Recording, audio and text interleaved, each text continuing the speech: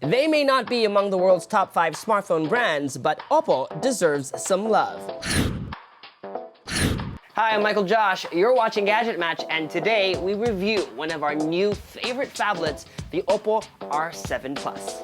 With early launches in India and the Philippines, it's clear that OPPO's new R7 Plus is aimed at the mid-range segment. You could have fooled me because this phone looks and performs like a premium phablet. The 6-inch smartphone is gorgeous. The front panel is almost iPhone-esque with a display that appears to curve outward on all sides, like it's tucked into its frame. On its sides, beautiful chamfered edges, and on its back, a brushed metal finish completing the aluminum unibody look. It comes in 2 colors, silver and white, and gold and white. But we're not just talking about looks here. At $465, the phone is almost half the price of other flagship phablets today. And if we're talking about value for money, the R7 Plus is a winner. The AMOLED Full HD display is nothing to complain about. It doesn't have as many pixels as today's high-end phablets, but we're not really convinced you need a 4K or Quad HD display anyway. Even with a screen this size, you won't notice any pixels. Photos and videos look great. And because it's an AMOLED display, you get darker blacks and more vibrant colors. Even under intense sunlight, the screen is still readable, and viewing angles are great. The phone runs off a 1.5 GHz octa-core processor and 3 GB of RAM.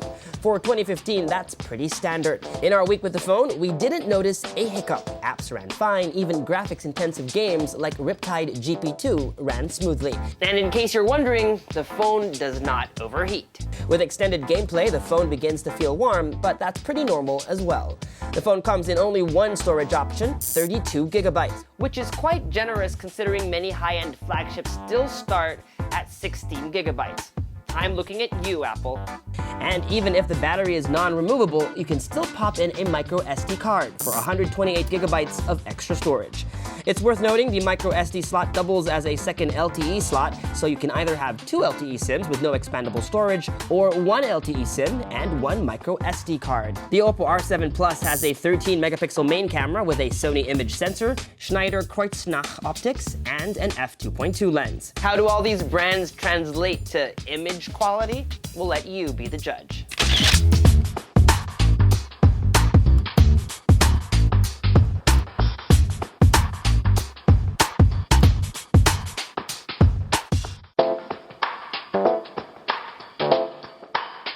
OPPO is upping the ante with laser autofocus, promising focusing speeds of up to 0.3 seconds.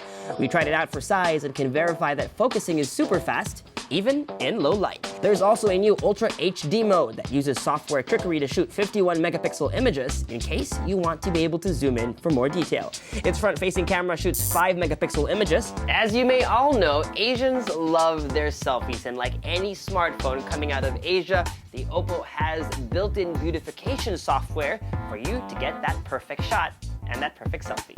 We also tried shooting videos, which actually look great with plenty of natural light. Maybe just a tad bit saturated.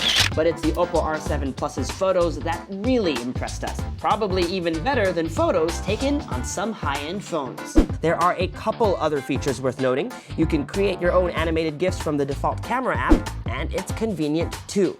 Instead of long pressing to capture a set of images, the GIF camera records a short clip and turns it into a GIF file. You can also apply filters to photos straight from the gallery.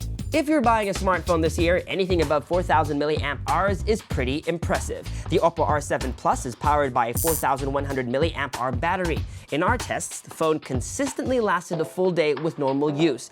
Even if you're heavy on social media, the phone should see you through a whole day at work and then some. Plus, it comes with the VOOC rapid charging system.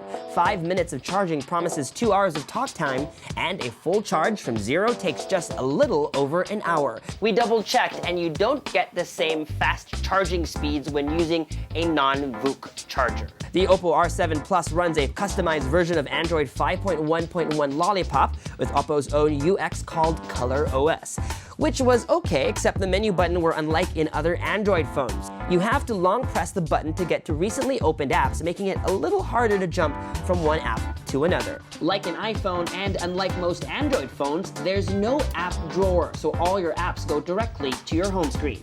There are a few nifty features like double tap to wake. You can also draw an O on your display to wake it up from sleep. Fingerprint scanners have become such a standard feature in 2015, and unlike the first wave of smartphones that had scanners built into the home button, on the OPPO R7 Plus, OPPO puts it on the back of the device. Neil on the GadgetMatch team likes it. He says it's the most natural place for a scanner to be. I, on the other hand, am not that much of a fan. I have smaller hands, so I find it hard to have to strain to reach it.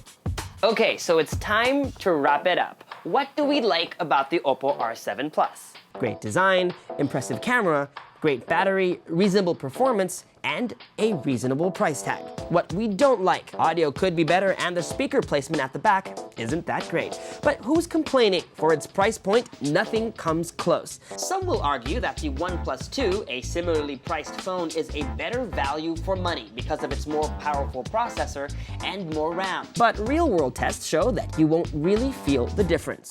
Also, the OnePlus 2 is almost impossible to get, while the R7 Plus is available in China, Southeast Asia, India, and the US. The bottom line here is this: if you're looking for an affordable phablet, there's much to love about the OPPO R7 Plus. And for that, we give it the GadgetMatch seal of approval. For more videos like this one, make sure you subscribe to our YouTube channel, like our Facebook page, and follow GadgetMatch elsewhere on social media. Give us a thumbs up, and if you have any questions or comments, leave them below. Until the next video, I'm Michael Josh. Thanks for dropping by.